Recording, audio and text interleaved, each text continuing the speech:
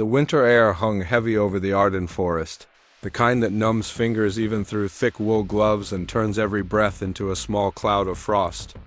It was early morning, still dark enough that the sky felt like a single sheet of iron, hiding the sun somewhere far beyond the trees. In the half-light, the only movement came from the exhausted American soldiers tightening their grip on rifles, boots sinking softly into snow that never seemed to stop falling. Among them were men of the 333rd Field Artillery Battalion, black soldiers of the United States Army, segregated by policy but united by the bitter cold and the shared instinct for survival. They stood waiting for orders that they already knew might come too late. The distant rumble began as a faint vibration under the snow, a deep mechanical growl spreading through the frozen ground. Then came the artillery German shells exploding against tree trunks, throwing shattered wood into the air like splinters of night. The forest ignited with thunder. The men ducked instinctively, bodies hitting the ground, snow exploding around them. The Battle of the Bulge had begun its cruelest phase, and in those first terrifying minutes, the 333rd found themselves directly in the path of the German advance. The sound of the shelling blended with shouted warnings, crackling radios, and the sharp metallic click of artillery pieces being prepared.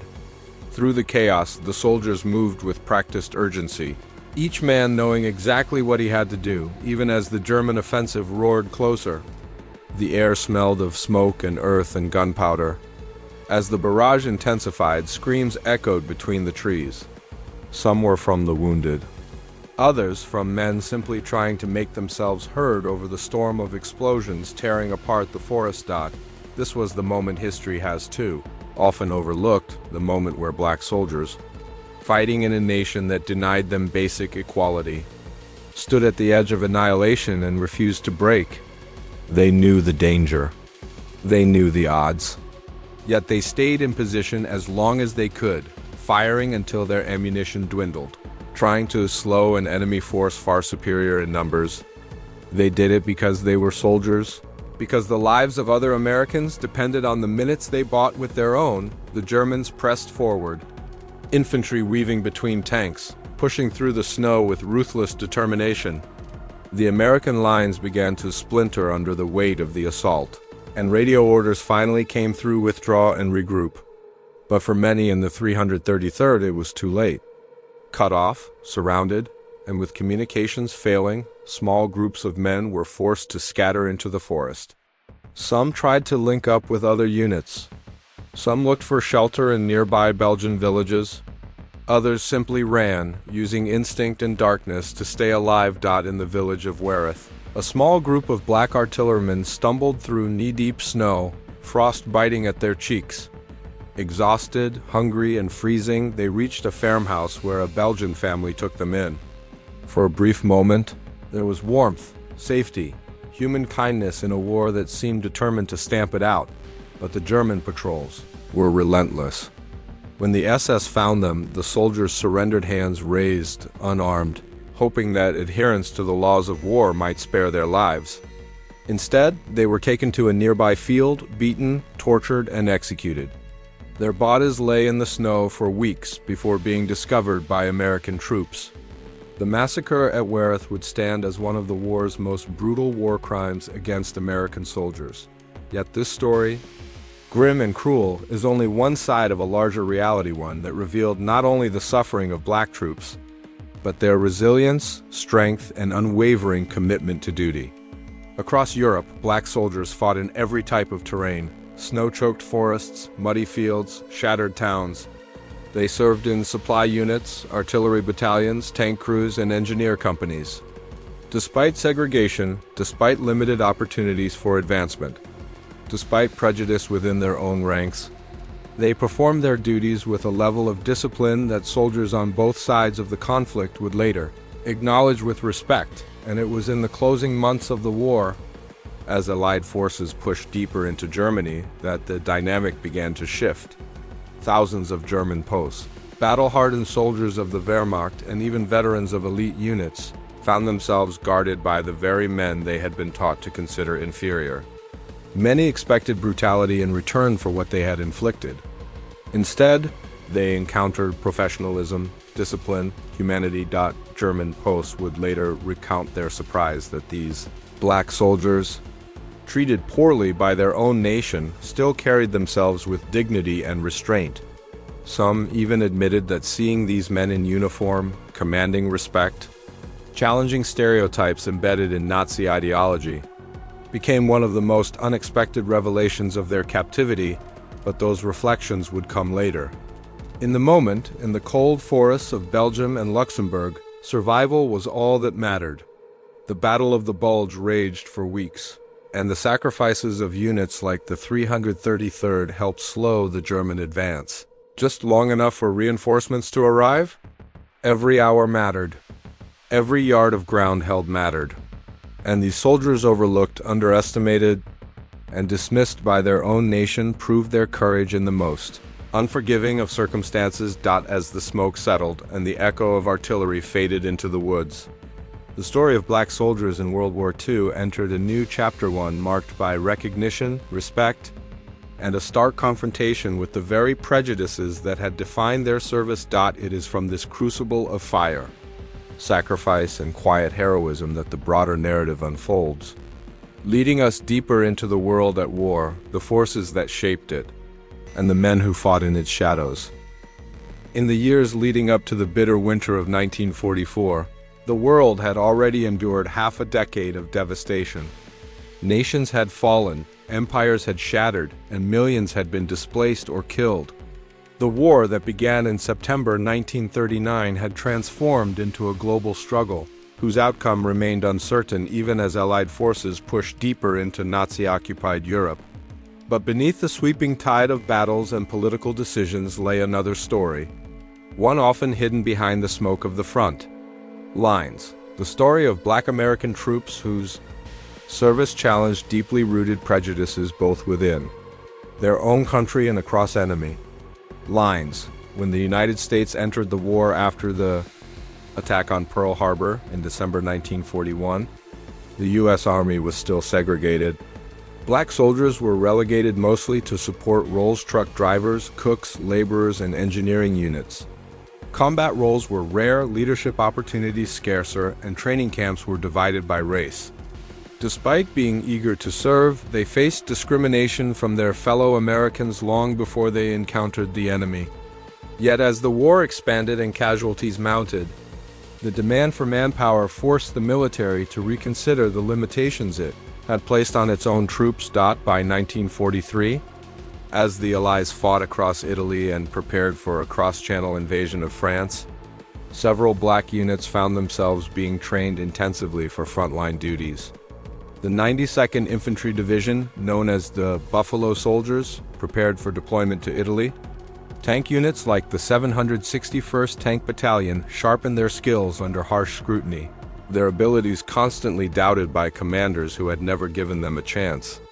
Artillery battalions, including the 333rd and 969th, trained rigorously in field operations, knowing that their accuracy and speed might determine the survival of entire divisions. As preparations for D-Day intensified in early 1944, military planners understood that logistics would be the backbone of the invasion.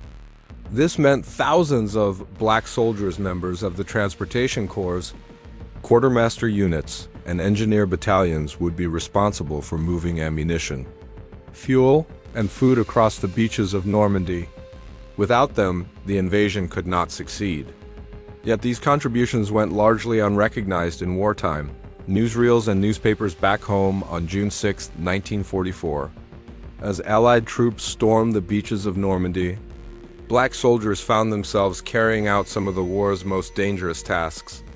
They unloaded landing craft under heavy fire, cleared mines from beaches, built temporary roads on unstable sand, and transported critical supplies inland. Although few were assigned to infantry roles that day, their labor ensured that frontline troops could push forward. Several units, including black combat engineers, faced direct German fire and casualties. Their efforts, quiet, arduous, and largely invisible, made it possible for the Allied advance to continue. By the autumn of 1944, as Allied forces raced across France after the breakout from Normandy, Black artillery units were increasingly dispersed across key positions.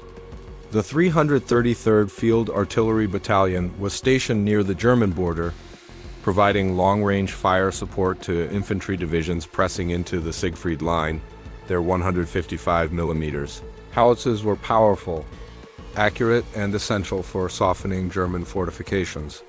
Having endured months of grueling work, the men of the 333rd grew increasingly aware that they were nearing the heart of enemy territory, but the war was shifting again.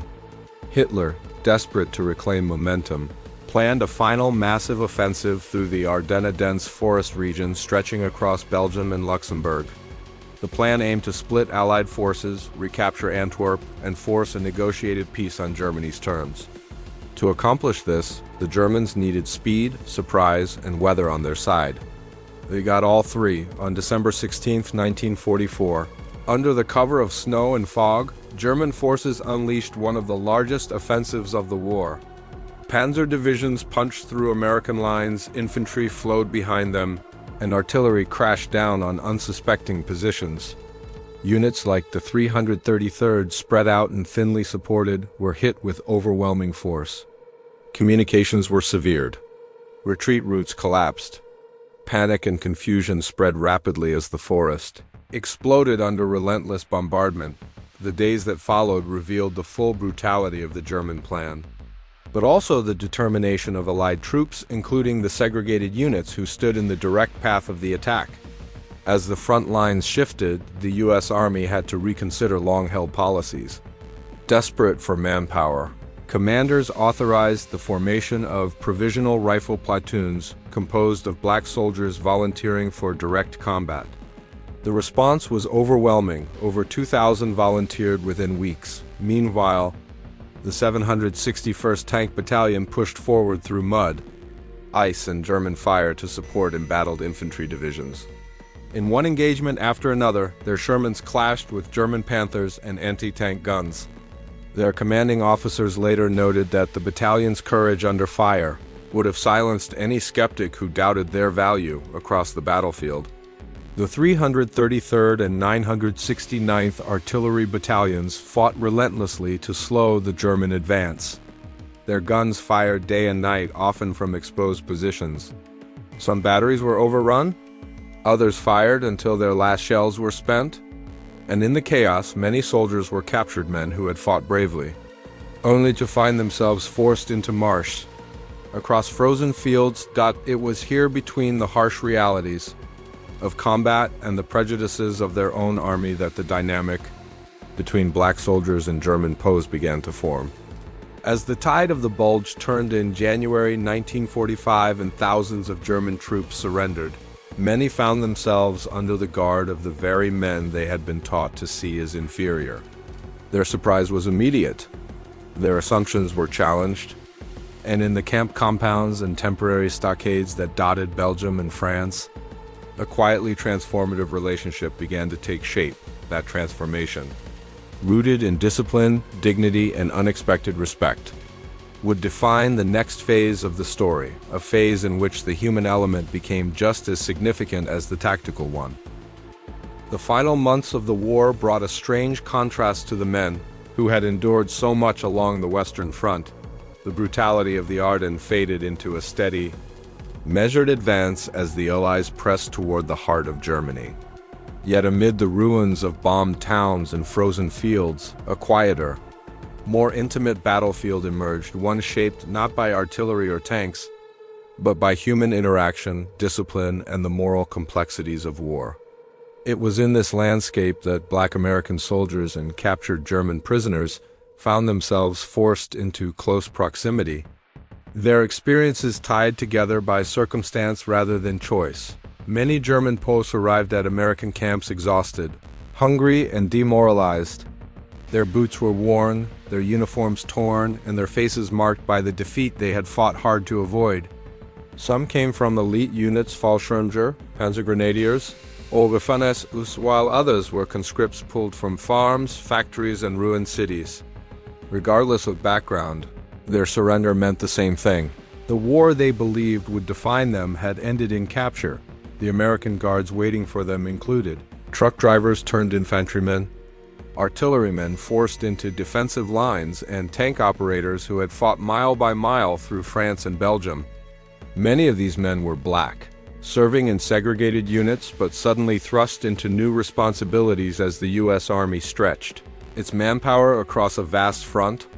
Their job was clear process, guard, and transport German posts safely.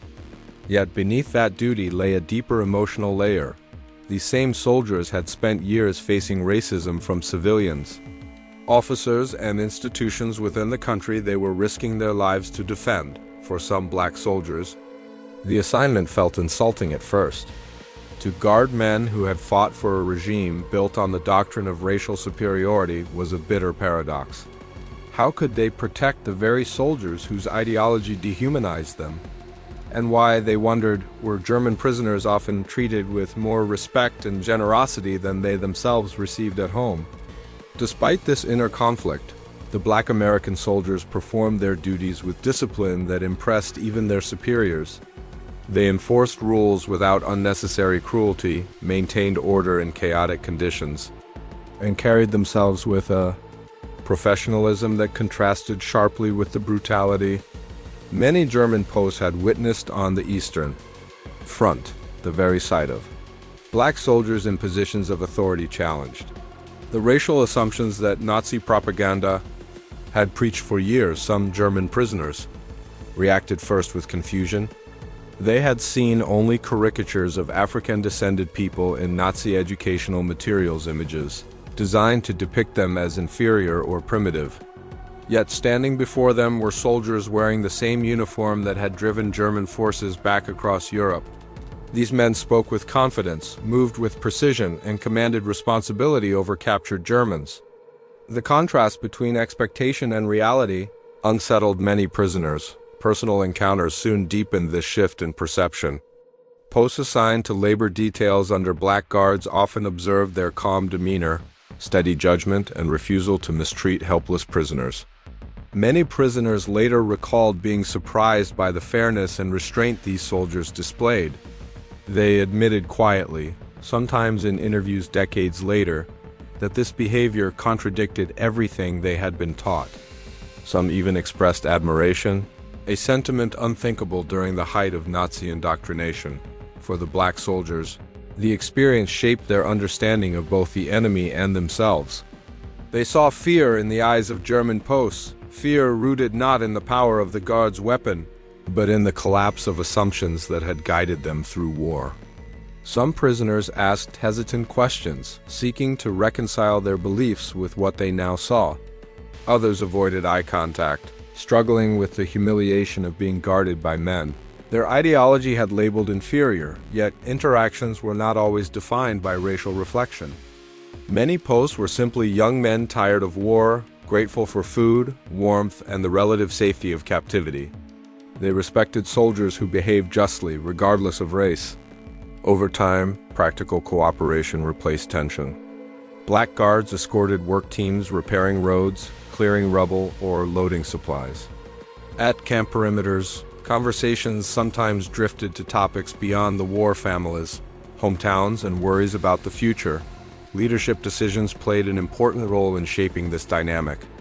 American officers, needing reliable guards, increasingly assigned black troops to POW transport and camp security roles. Some officers expressed skepticism, but the soldiers regularly proved themselves efficient, steady, and capable of handling large groups of prisoners. Their competence gradually undermined prejudices within the chain of command. Still, moral dilemmas lingered.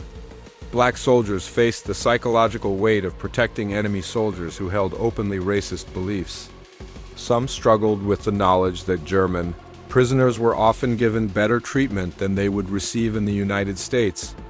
Instances occurred where German posts were allowed access to facilities and services, restaurants, shops, even transportation that black Americans were barred from entering due to segregation laws. Yet even in these injustices, many black soldiers found a certain clarity. They realized that professionalism under such contradictions demonstrated strength, not weakness. Their conduct reflected a dignity that did not depend on how others saw them. For many, This became a turning point, a recognition that their service was reshaping perceptions far beyond the battlefield. Any perspectives revealed another layer. Many German posts wrote later that their interactions with black soldiers forced them to reconsider the propaganda they had absorbed since childhood. Some described feelings of respect or even gratitude. A few admitted that their experiences in American captivity planted the first seeds of rejection toward Nazi racial ideology. Though these changes did not erase the horrors of the war or the crimes committed by the regime, they showed the unexpected power of human conduct in the midst of conflict. The psychological pressures were equally significant. Black soldiers guarding German posts were constantly aware that compassion might be interpreted as weakness, yet cruelty would betray their own moral code. They navigated this balance daily, shaped by discipline rather than ideology. German posts, stripped of weapons and authority, confronted the collapse of beliefs they had once embraced with certainty. Through these intertwined experiences, human, tactical, leadership-driven, enemy-centered, and moral, a more complete picture of the war emerged. It revealed not only the brutality of battle, but the quiet moments where character is tested, where assumptions crumble, and where respect takes shape in the most unlikely circumstances. These relationships, subtle yet profound, set the stage for the decisive events that were still to come. The final turning point came not in a single explosion or clash of armies, but in the quiet, steady realization that the war, long defined by violence and hatred, was finally drawing to an end. By April 1945, Allied forces had crossed the Rhine and were pushing deep into the heart of a collapsing Third Reich. German units surrendered in waves. Their formations shattered, their supply lines disintegrated, and their leaders either dead, missing, or desperately trying to hold together what remained of their forces. In these last weeks, as towns fell one by one and the thunder of artillery faded into the distance, Black American troops remained at the center of a story that had been building since the first shot was fired in Europe. This was the decisive moment, not a single battle, but a profound shift in the war's emotional and moral landscape. The culmination of their service took many forms. For the men who had survived the Battle of the Bulge, the advance into Germany felt like stepping out of a nightmare. They moved through forests still scarred by artillery blasts, past villages burned to their foundations, and alongside rivers clogged with shattered bridges. Everywhere they went, they encountered German soldiers surrendering by the hundreds, sometimes entire companies marching with their hands raised. The chaos of battle had given way to a steady flow of prisoners, and black soldiers often found themselves on the front line of processing and escorting these men. In these moments, the courage they had shown under fire became intertwined with another kind of courage, the ability to uphold dignity even in victory. German posts, watching the war collapse around them, were shocked by the professionalism and restraint of the black troops now in charge of them. Many prisoners had expected humiliation or brutality. Instead, they were met with clear orders, calm discipline, and consistent treatment. The contrast was stark. The men they had been taught to despise were the same, men ensuring their survival during the final days of the war. This reversal created a decisive psychological impact.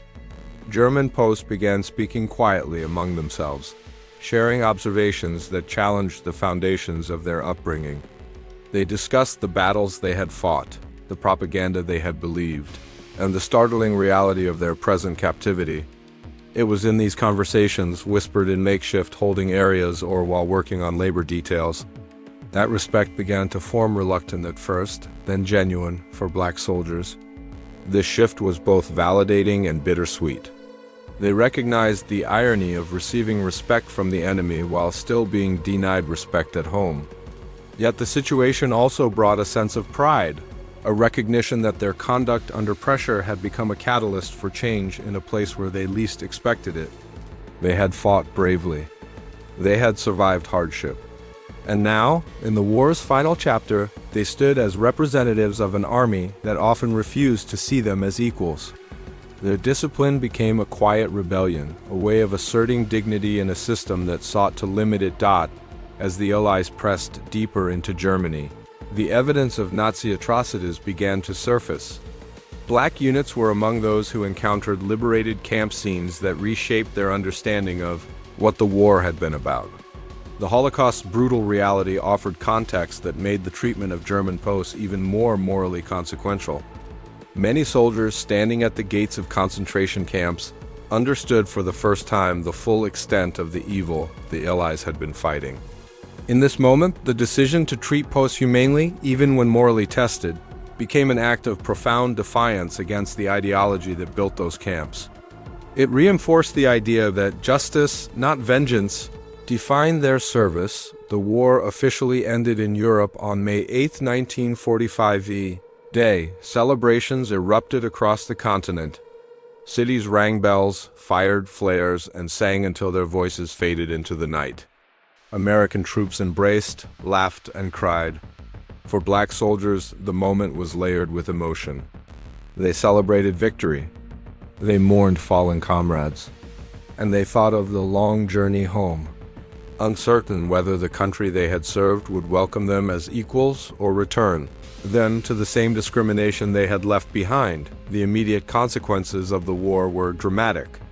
Tens of thousands of German posts remained in American custody, working on farms, repairing infrastructure, or awaiting repatriation. Many continued to interact daily with black soldiers. Over time, these repeated interactions deepened the transformation that had begun at the front. Some German posts wrote letters after returning home, expressing gratitude or admiration. Others spoke publicly about the professionalism and humanity of the black troops who guarded them. These accounts, though limited at first, added to the growing acknowledgement of black contributions to the war effort. The United States military also began to change.